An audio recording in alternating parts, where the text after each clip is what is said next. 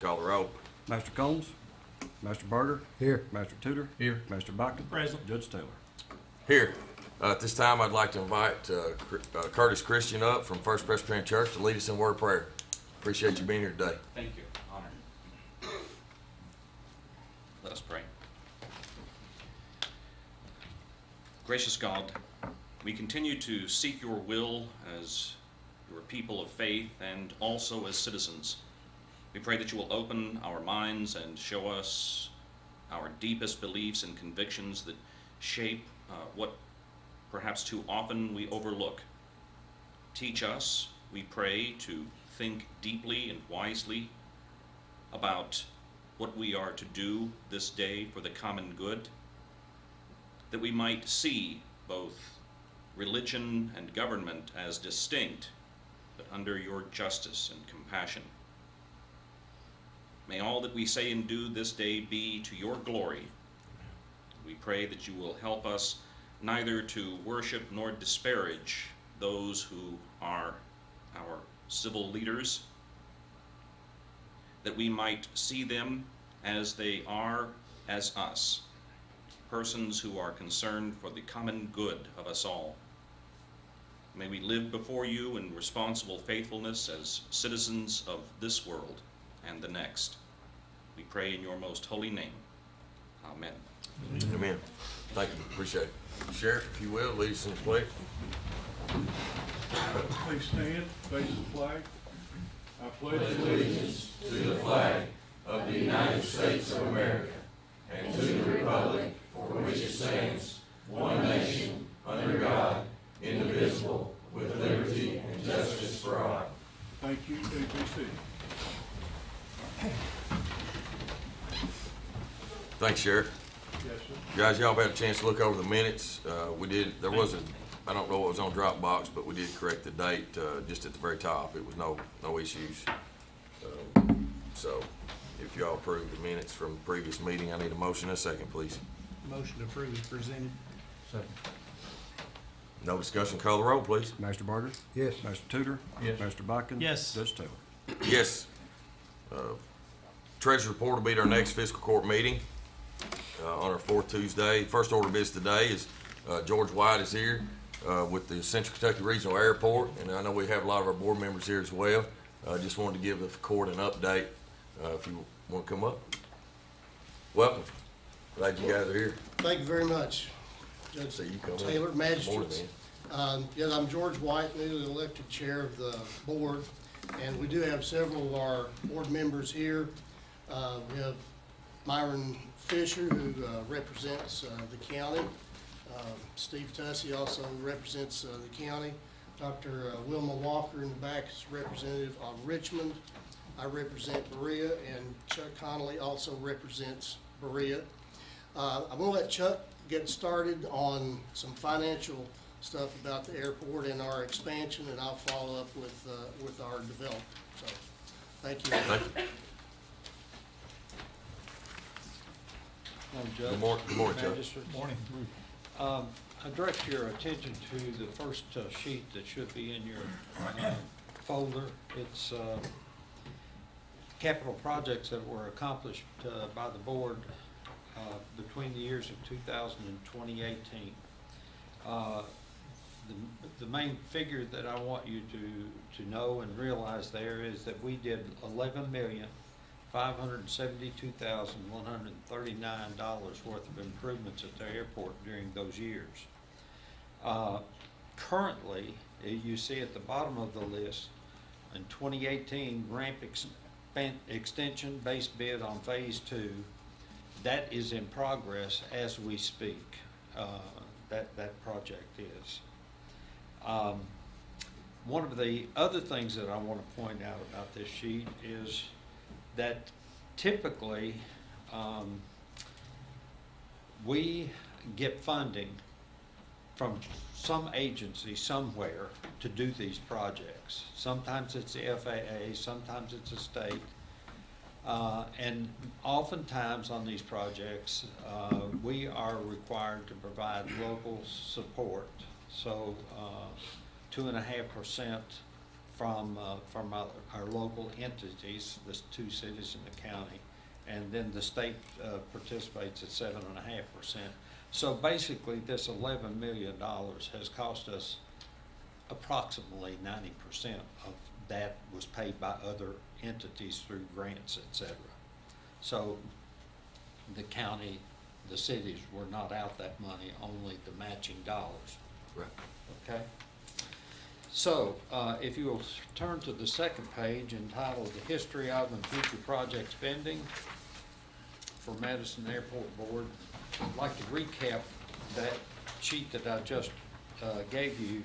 For the years of 2018, we spent $11,572,000.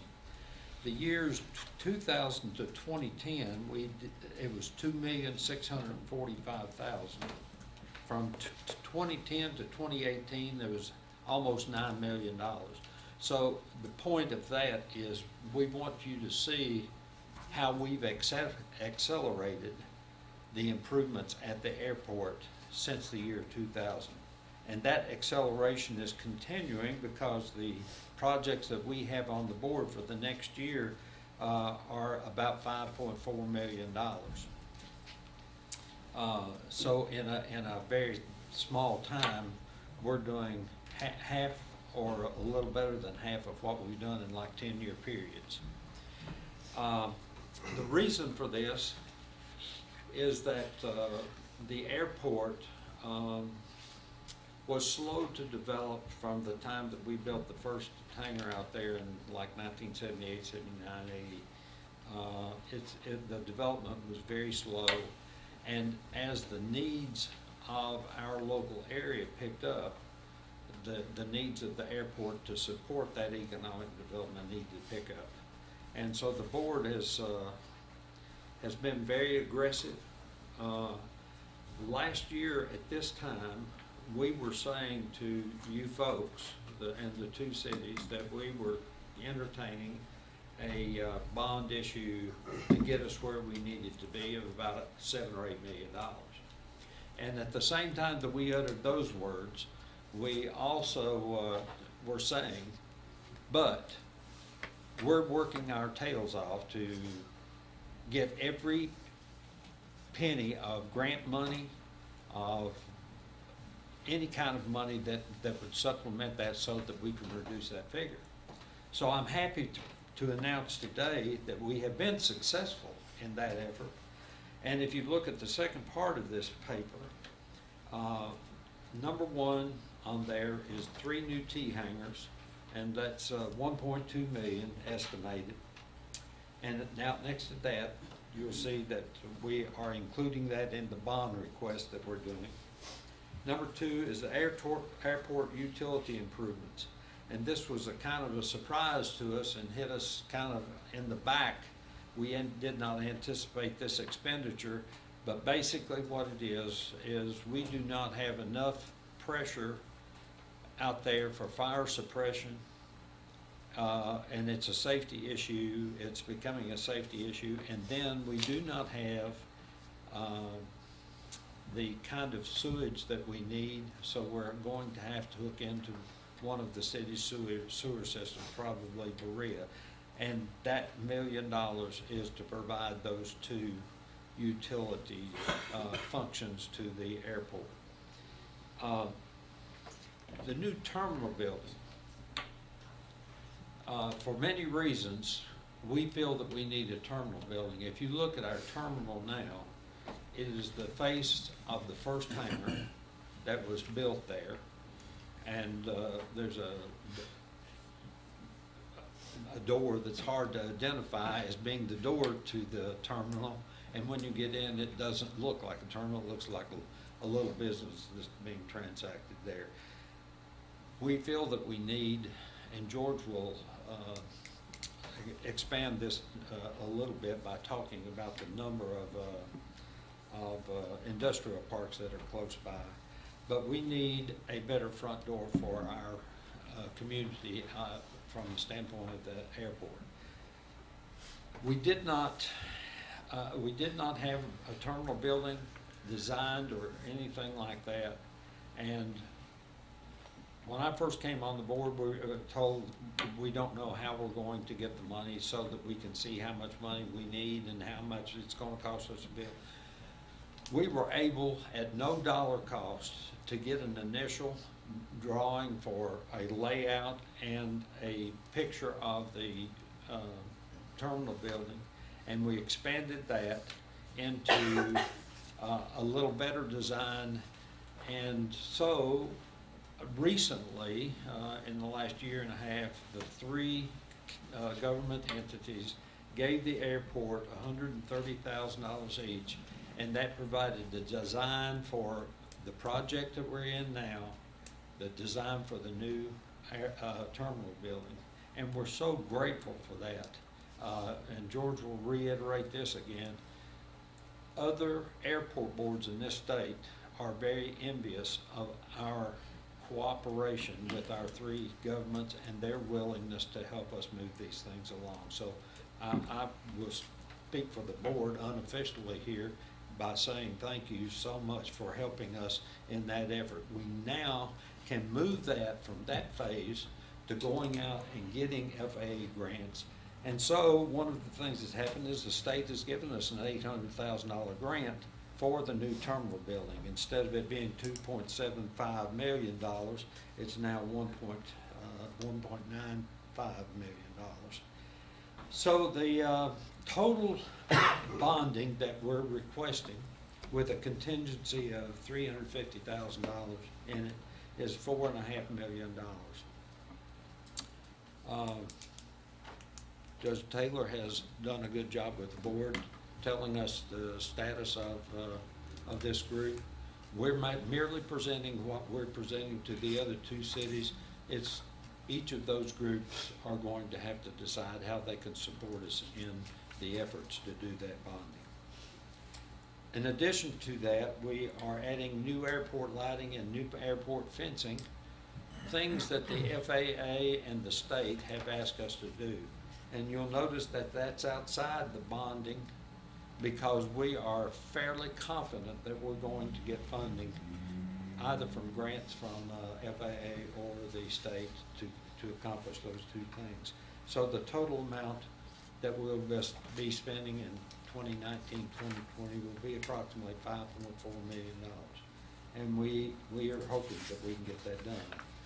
The last thing on that sheet is going back through each government grants, entities grants the airport $25,000 per year, which totals $75,000 of course. And that is an ongoing request from the airport. Finally, it's important, that figure is important because if you look up at the top at the new 3 T hangars, once we get those built, the airport board will have revenue. And our goal is to become self-sufficient and not require that $25,000 annual contribution from each of the governments. We would love to see the board become self-funding. And so that's one of our goals as well. At that, I'm going to stop and ask if you have any questions. I don't have a question, Mr. Combs, I have a comment. We all know and see and have heard from previous trips and previous visits from dignitaries from the state and on down, and know that this is a key. The airport's a key to us out here. It is. And the development of the airport is the key. And, you know, as you were talking about the terminal, I thought of the times I've been out the terminals, like, can we really call that a terminal? Not really. That's not exactly a terminal, but I mean, we need the improvements, and to some underlying statements, we've been promised some good things if we can make some progress out there. But, you know, you talk about the industry coming in here and and our economic development, the airport's a big key to that. It certainly is. We see corporate traffic consistently coming into our airport. One of the issues has been a safety issue of ramp space and giving those corporate aircraft enough room. The current project that we're doing almost doubles the ramp space that we have. So the safety issues that perhaps some other corporate pilots From the, to speaking that also, we have no space for corporate pilots to rest and relax and plan for their next flights. The new terminal building has that in it. Many times we see corporate aircraft come into our airport, drop off their passengers, take off and go somewhere else where they can do that, and then they fill up with gas at those other airports. So that's a little matter of profitability for us as well. What I have said many times in the past is that Madison County is an economic engine. We have 14,000 manufacturing jobs here. And we have the 1,500 acre development off of I-75. We've got the Bluegrass Army Depot that's going to be developed. If we don't have the infrastructure to support the additional economic activity that could happen, it will be disastrous for us. The other point that I would make is, if we're an economic engine, that economic engine can stop rather quickly if we lose industry. And the airport, we've had many people from the local industry say that the airport is integral to their operation. I'm in the business of supporting manufacturing plants. We do fabrication work. My company does fabrication work and things like that. We are seeing more and more of just-in-time repair parts coming into these factories that are flown in. We need a forklift, and Jason's arranged to have a forklift that'll get there quickly and get those repair parts off the plane. But that's becoming more and more and more evident all the time. So there's lots of things. Final words that I will say to you is that aerospace, the aerospace business in the state of Kentucky, Number one. good for you guys, no, Number one. it's the #1 export business in Kentucky. Now, you would think that that is cars, you would think that it's maybe bourbon, you would think tobacco, you would think horse, but it's aerospace in Kentucky. We have one aerospace company in this county. Believe it or not, we have one aerospace company in Jackson County. And so we support their efforts, but the more that we're exposed to that, then perhaps we can, in our next phase of development from economics, obtain more of that kind of business in our counties. And Yep. One of the things that helps too is that we spoke a whole lot of it, is the EKU aviation program and the shortage of pilots that they're projecting over the next 15 years. And so we sort of have a little diamond in the rough there at EKU, just being ahead of that field nationwide, so. Same thing for mechanics, and they've just Yeah. announced an initiative and have started a mechanics program as well, and that will do the same thing that the pilots program has done. It will evolve and involve more people. There's a significant difference in the money that's going to be coming, that's going to be done as business for EKU's program. They're currently adding $5 million to our local economy from the instructors and everything. But if it grows as we anticipate it's going to grow, that can grow to $40, $50 million. So, thank you so much. I just got Sir? a short comment, and don't want anybody to think that I'm against it, because I'm all for the airport, support-wise, what we give. But people need to realize, and I hope somebody correct me if I'm wrong, but the two cities draws a lot of tax dollars off of the industries that we don't get. We simply don't have them in our county. So it's a great advantage for the cities to draw these people in here when it's going to their industrial parks. We'd like to have our own one of these days, and that's one reason I guess we stay in it, because it's sure not because we're making that much revenue coming back. But it's part of our county, so we need to support it. But people need to realize that our county's on the lower end every time when somebody comes in here to build a place. Mr. Connery, I'd just like to appreciate that. commend you and the board for moving forward with some of these projects. Like you said, the utilities, the water, the fire suppression, and then the sewage is something that has to be done. The new terminal out there to retain the commercial pilots once they get here so they don't go somewhere else is so very important. And just grow from that. Everything that you're doing is moving forward to make that a better and a more regional airport.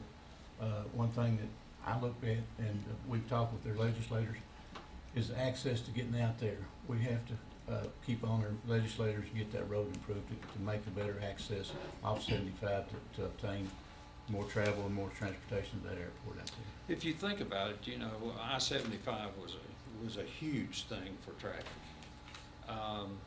And one reason is from Detroit to Miami, it's a straight shot. But you could straighten that out even more if you're flying.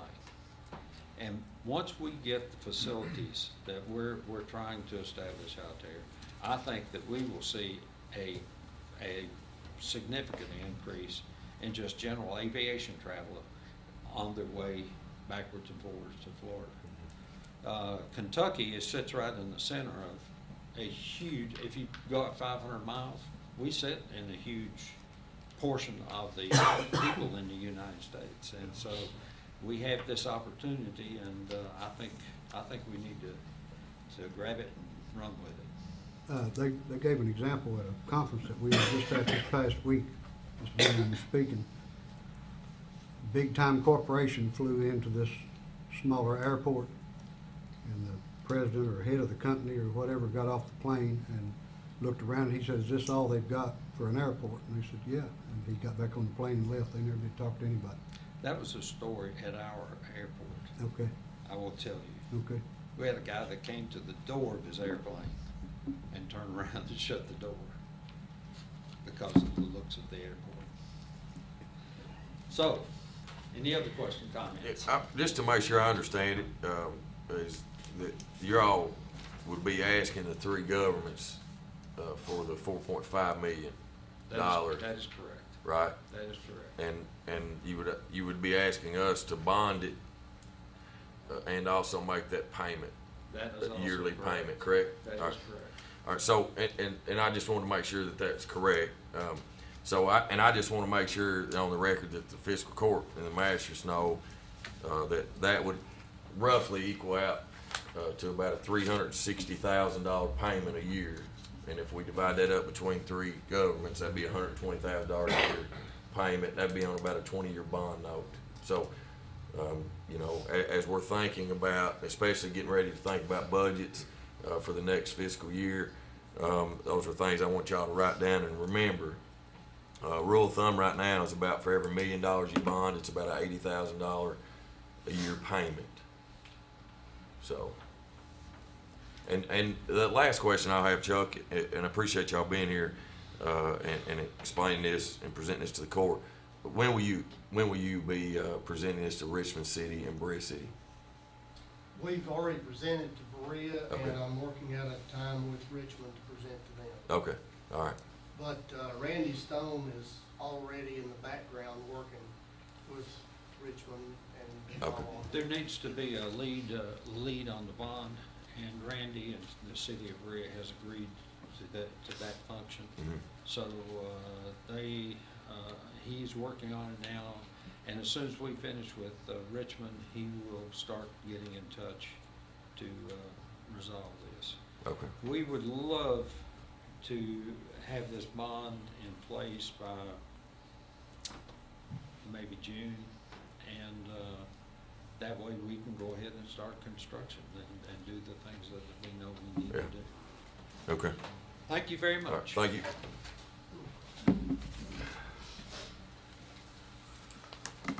I didn't do one introduction I need to. You alluded to Jason Bottom, who is our airport manager. Eastern Kentucky University, in addition to having the aviation program out there, was hired by the board to be the fixed base operator. And in fact, they manage the airport, and Jason is the airport manager. It's been a wonderful cooperation, partnership since they've been out there, 2011, I think. And we're really lucky to have Jason and his team out there doing what they do. In your packet, just to kind of visualize, a lot of the stuff in the packet is just for your factual information, background, updated on what's going on. We started again in 2011 when EKU took over the FBO. That's when they moved back to the airport at Richmond. They had been at Mount Sterling doing their training. The program really started accelerating at that time, and we knew that we were going to have to do something to improve the airport. Everything that we do out there is safety, service to the general aviation pilots, corporate pilots, and the EKU aviation program, and also for economic development in attracting new business and retaining old business that we have in the county. The first phase, we moved the parking lot out of the way and expanded the ramp and did some other ramp expansions. The phase two that we were in now, you can see on the north end of the runway ramp out there, in which we are essentially doubling our ramp space out there, which will reduce congestion on the ramp and will also give corporate aircraft places to park and that kind of thing. One of the other things in your packet is an artist conceptual drawing of the terminal building. And this terminal building has been designed to be both functional and also very pleasing and modern, and at a very economical cost. One of the wings is designed for training space for the EKU flight program. The EKU flight program has expanded to the point where they have had to move a 2,000 square foot mobile unit in there for training space because we don't have room for them in our terminal area. And so this terminal space will meet that need. Also, in your packet, you have an aerial photograph of the phase two area that we're working on now. All that dirt on the north end of the ramp is where we're working now. And we've been able, again, as Chuck mentioned, to squeeze every penny out of the project.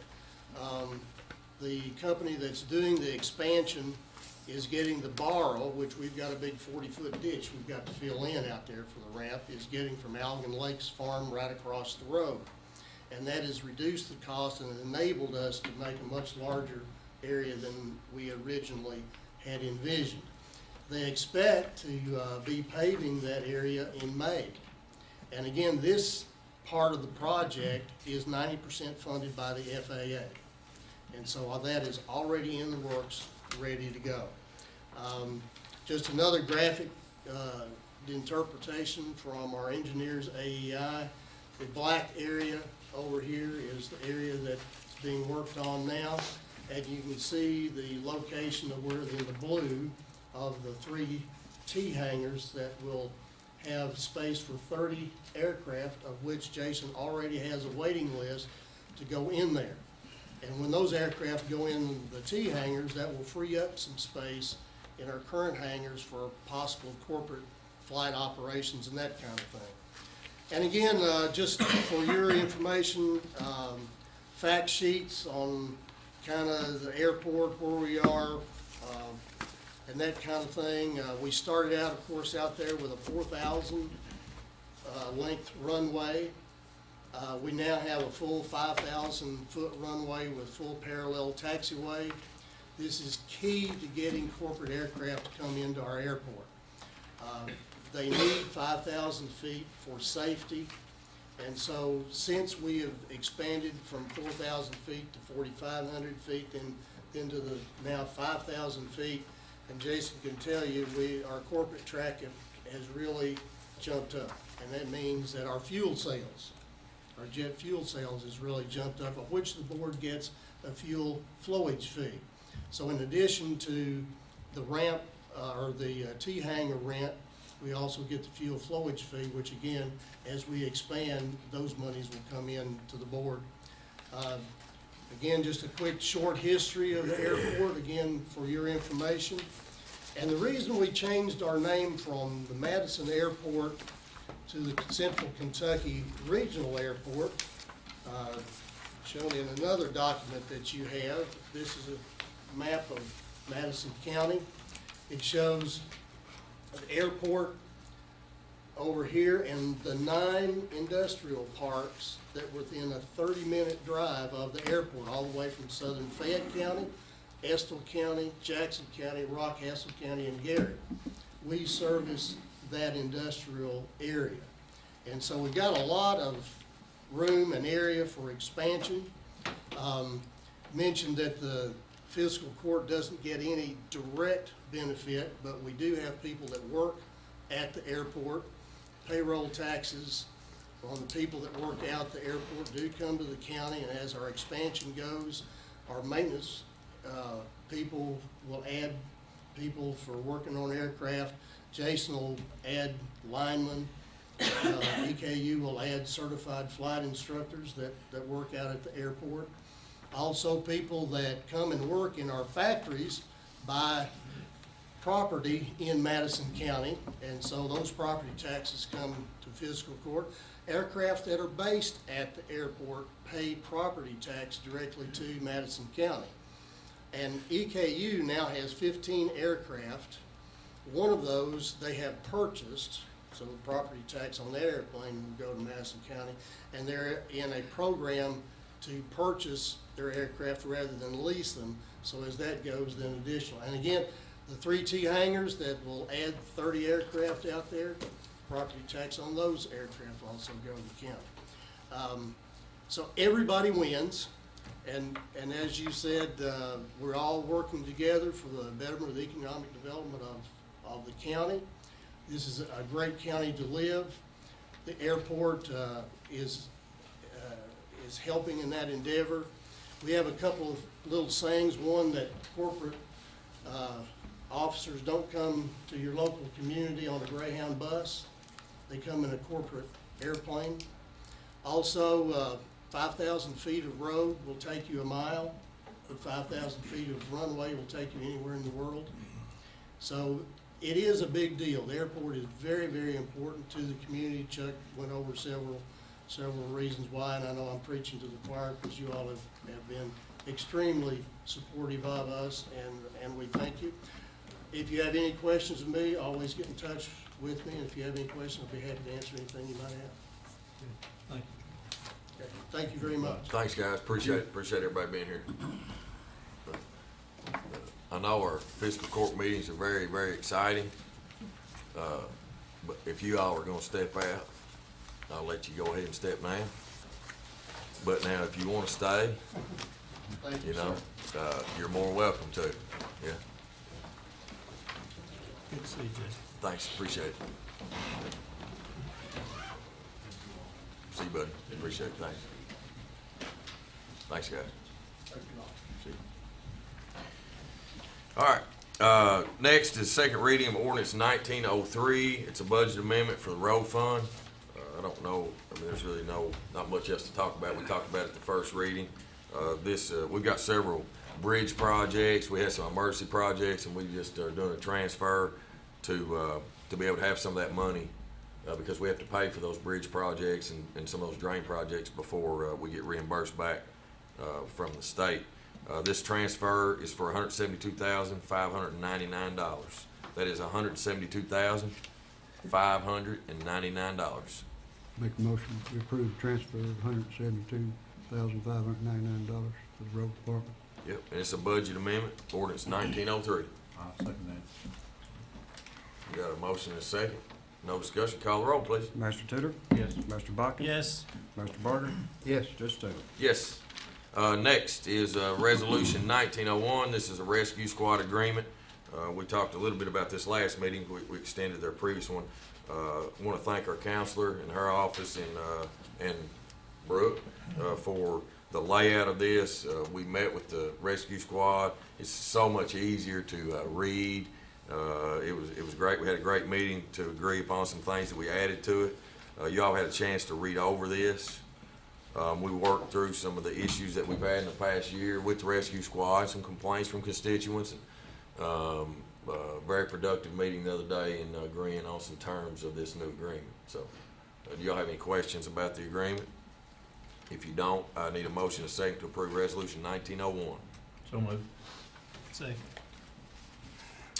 No discussion? Call the roll? Master Bucking, Yes. Master Barger, Yes. Master Tudor, Yes. Judge Taylor. Yes.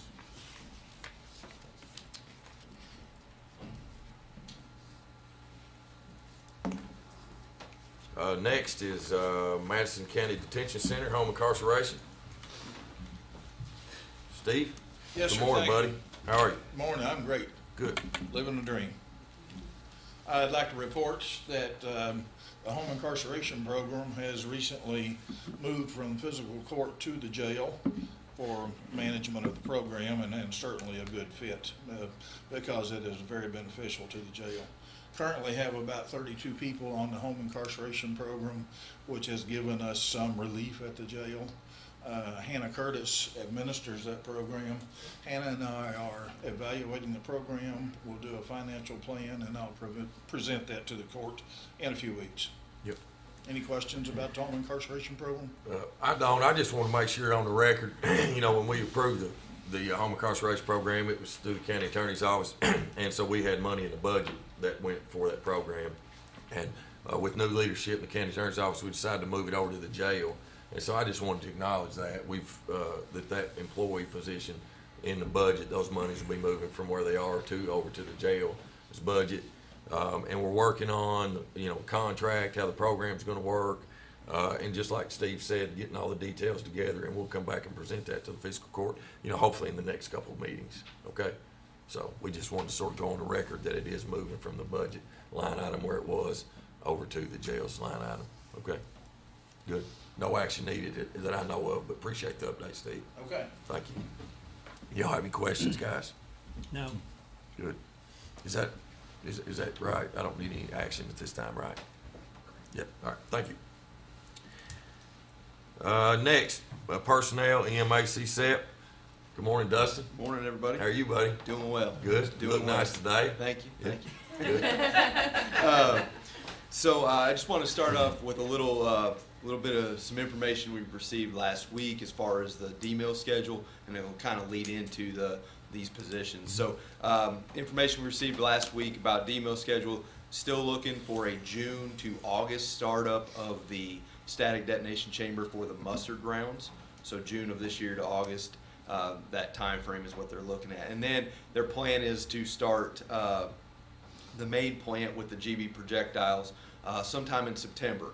If the schedule, if SDC does not start till, you know, more towards that August, that may push the main plant back a little bit, but that's kind of their fluid schedule. So with that being said, we've got a number of positions to fill out at EMAC SEP to prepare ourselves for D-mill.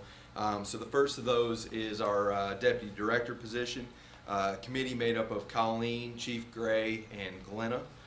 Interviewed 3 fantastic internal candidates for the position, and it was recommended to hire Jennifer Hitch to that position. She is currently our finance officer, has been with the agency over 10 years. She's held multiple positions. We would like to start her on the 20th of February at $55,000. And Jennifer's with us here in the audience. Can you stand up, please? Raise your right hand. No. I had to make you. Yeah, I'll make everybody else, so we'll make you too. I'm familiar with the work Jennifer does out there, and I think she's well qualified and knows the ins and outs of the position out there. I think she'll do a great job. Absolutely. There's a motion. Yeah, I'll make that motion. All right, we have a I motion. second. I want to say that, you know, a few years ago, we came in new and we had some struggles, and I have to say that Jennifer was a lifesaver. I know to Glenna and to a lot of people when we were going through that, and so I think the promotion is a good choice. Absolutely.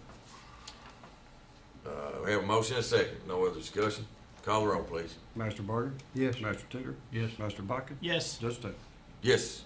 Congratulations. All right. So another position we had to fill is our communications officer.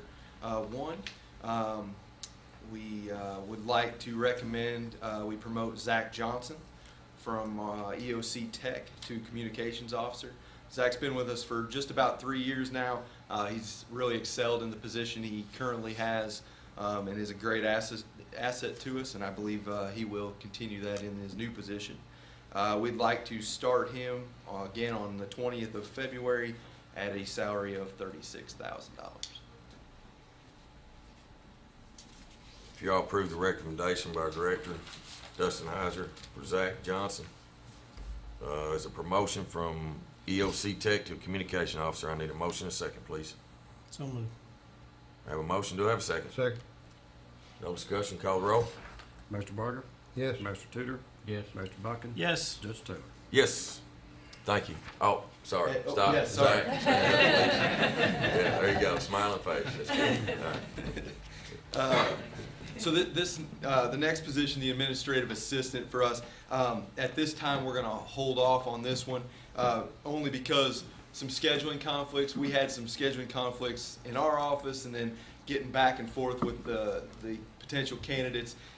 Timing just didn't work out exactly how we want to. We have made a conditional offer to an individual, and we will bring that individual to the next court on the 26th. And so we'll go from there and then meet with you as well. Right, that'll be on the next court, right? Next court, Yep. yes, sir. Yep. Yep, on the 26th, yeah. And for our operations lead position, we also had, again, some scheduling conflicts, so we are gonna make one offer today here in court, and then again, we've made a conditional offer, and then we'll bring that to the judge's office and to the court on the 26th. So today, again, over the last week, we've hosted a number of interviews for our operations lead or our shift supervisor position. This committee was made up of Jennifer Hitch, Jim Wilson, and myself. We've had a number of fantastic candidates. How many applications did you have? I think we had 45 for shift supervisor. Yep. So yeah, it was a great pool, absolutely great pool. So with that being said, we would like to recommend we hire Mick Cavlin for the position of operations lead. He comes to us with over 20 years of experience in management, and we think he'd be a great asset for this shift supervisor position. We'd like to start him on February the 27th at $39,000. If y'all approve the recommendation by Dustin for operations lead for the CSET position starting February 27th at a rate of pay of $39,000. I need a motion and a second, please. So moved. Second. Have a motion and a second. No discussion. Call the roll. Master Tudor? Yes. Mr. Buckin? Yes. Mr. Barger? Yes. Judge Taylor? Yes. Thank you. Thank you, Dustin. Appreciate it. Congrats, Mickey. Appreciate it. Look forward to working with you.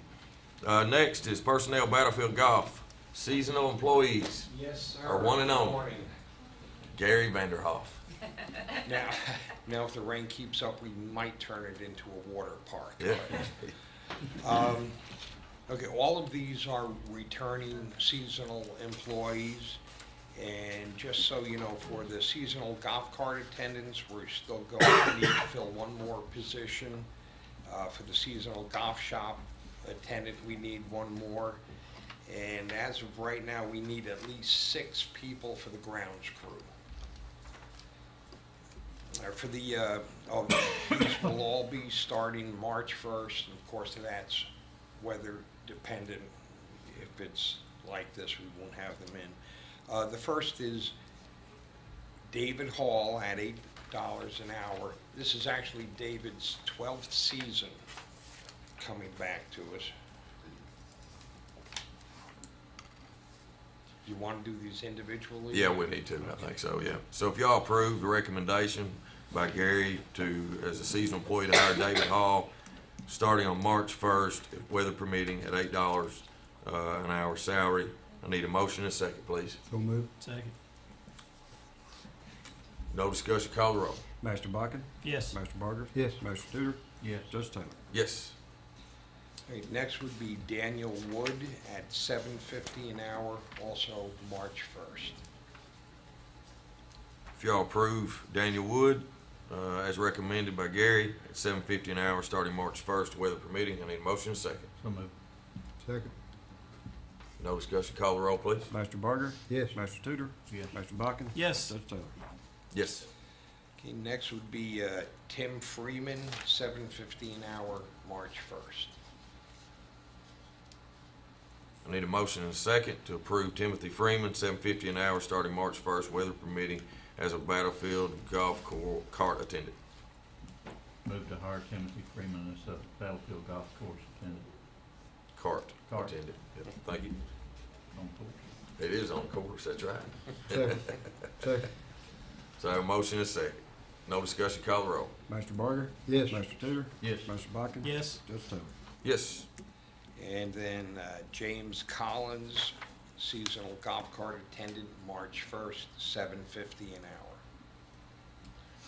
Do I have a motion and a second to hire James Collins as a seasonal golf cart attendant, Battlefield Golf Course, $7.50 an hour, starting March 1st, So weather moved. permitting? So moved. Second. Call the roll, please. Mr. Tudor? Yes. Mr. Bodkin? Yes. Mr. Barger? Yes. Judge Taylor? Yes. And last but not least, seasonal golf shop attendant, Jeff McCone at $8.50 an hour, March 1st, weather permitting. Do I have a motion and a second as recommended? So moved. Second. No discussion, call the roll. Mr. Bodkin? Yes. Mr. Barger? Yes. Mr. Tudor? Yes. Judge Taylor? Yes. Alrighty, What that's was it, the rate thank on you. I didn't get the rate. The last one? Eight last 8.50. one. Okay.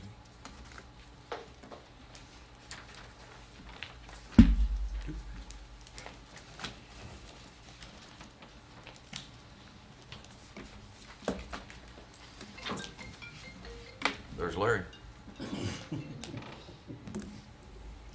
Next is the judge's report. Just got a few announcements, guys. Some upcoming events.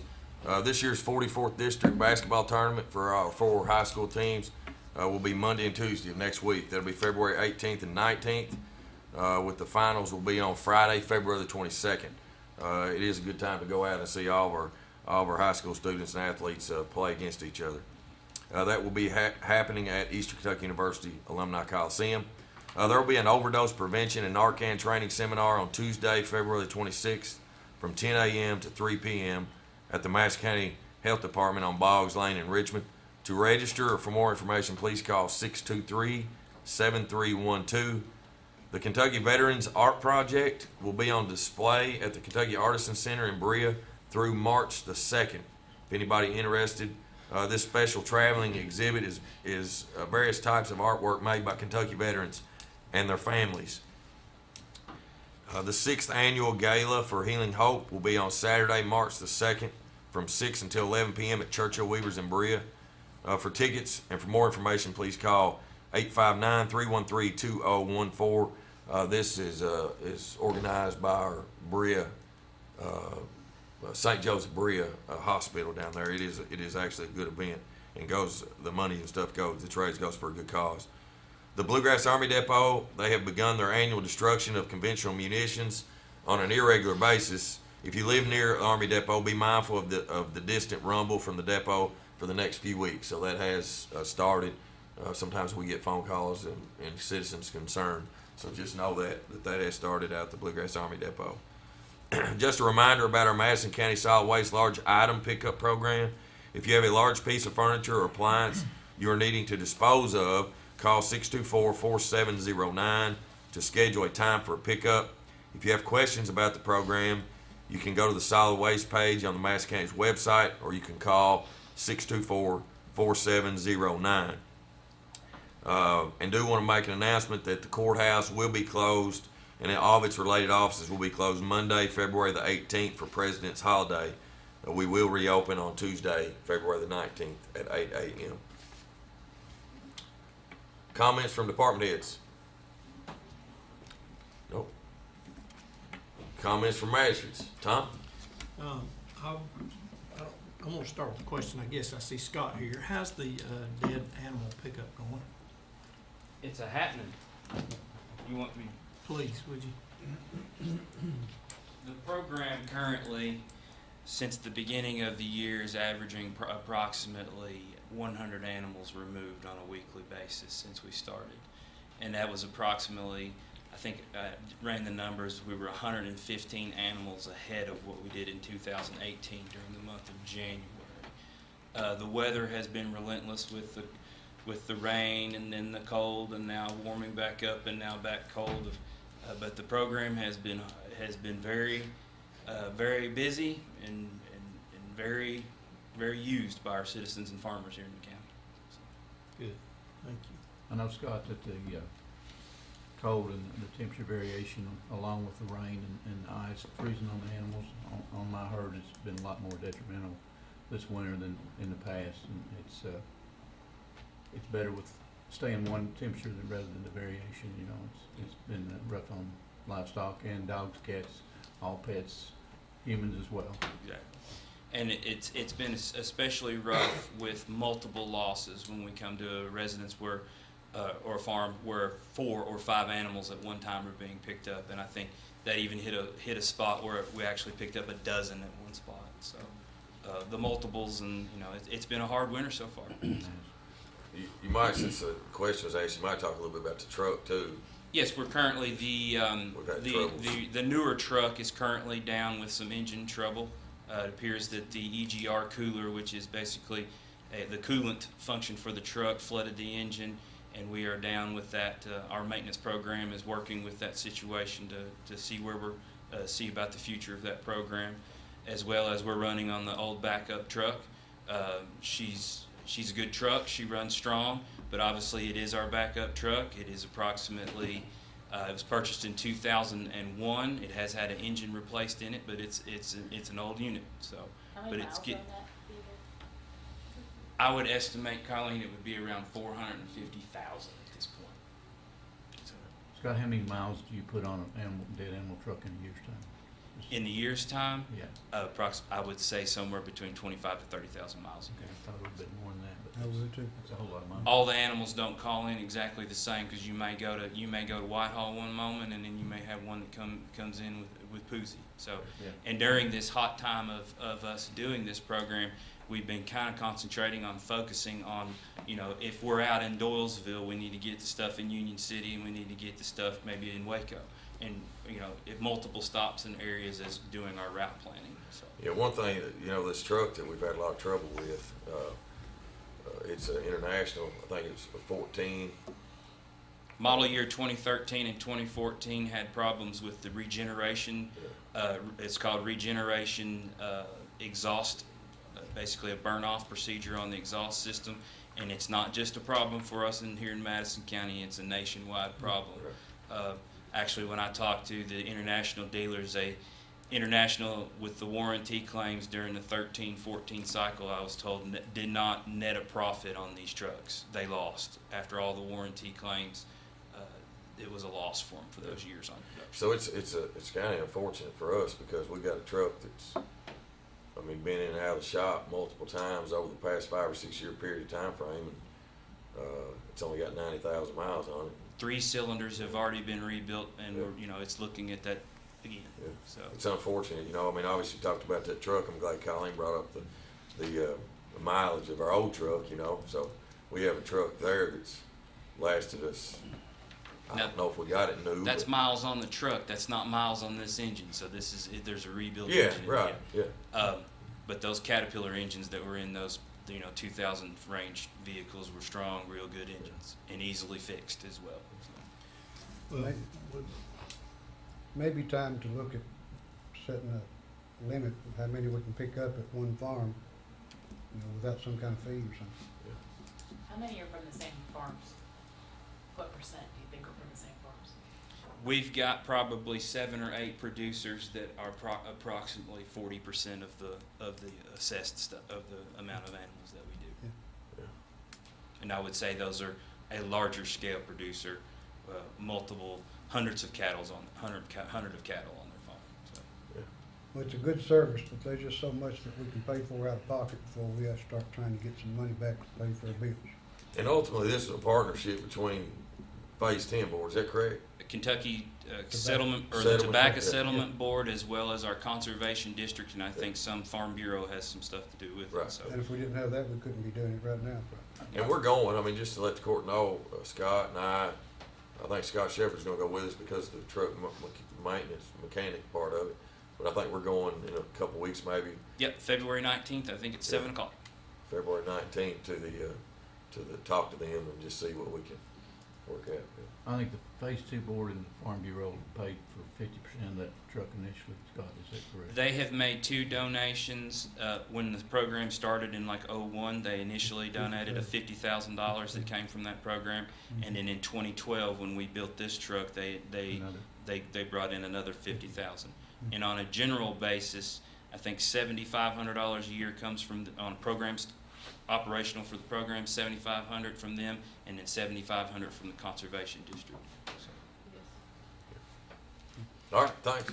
Well, we appreciate your work with that, and also, we had a rash there of trash being dumped, in different places, and I appreciate you going around and getting that cleaned up. It's looking a lot better out through our district.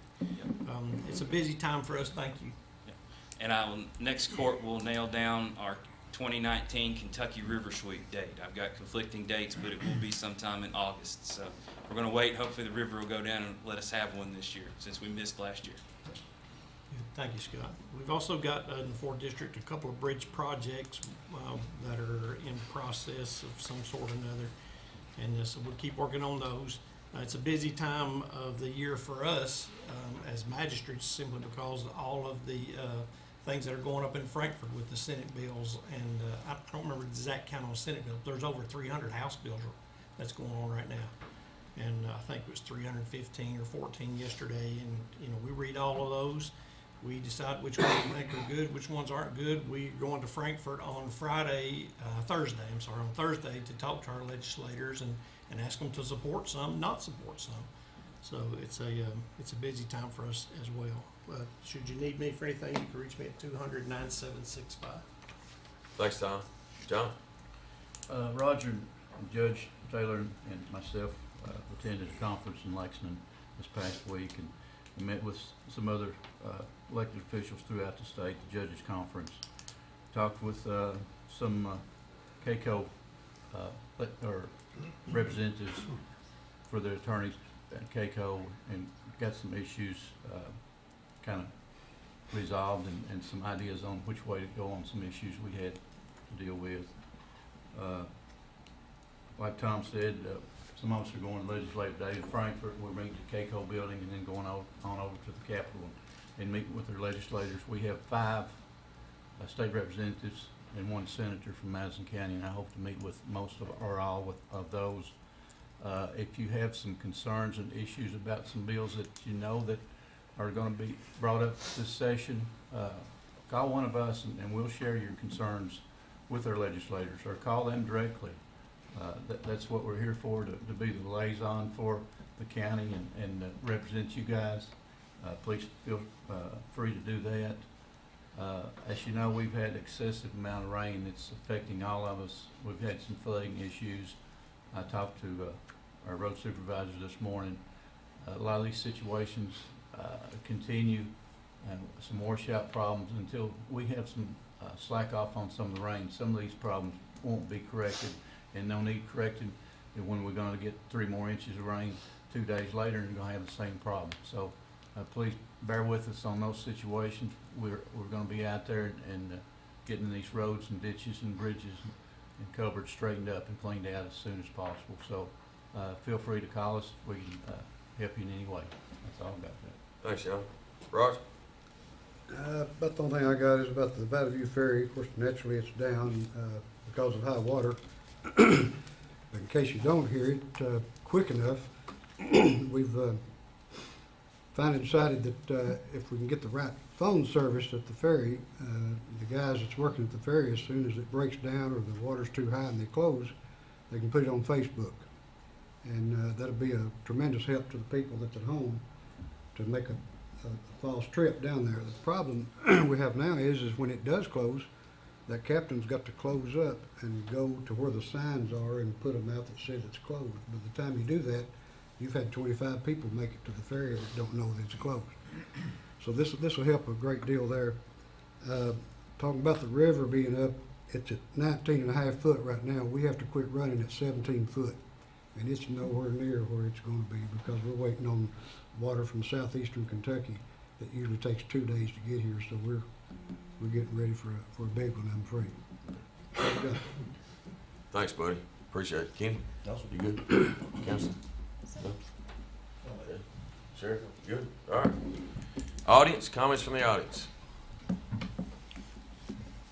All right, I need a motion to pay the claims, approve the transfers. So moved. Second.